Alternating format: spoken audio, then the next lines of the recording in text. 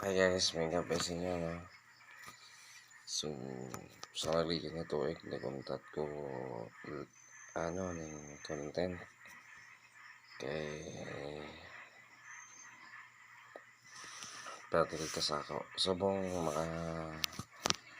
basin makalingaw-lingaw ito diba, pero ang ato niya content subong about sa ato niya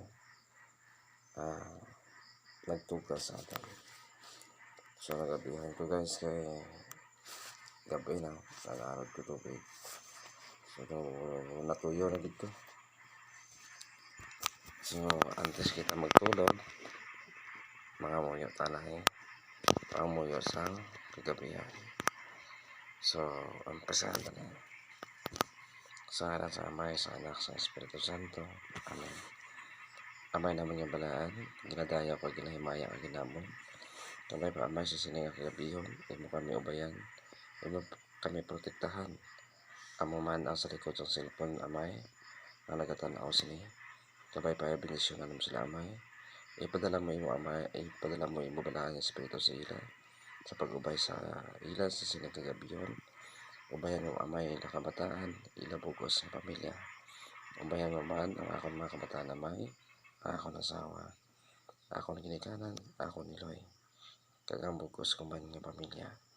Kabay pa, Amay, ubayan mo man ang akong mga utod nga to siban nga pungsod.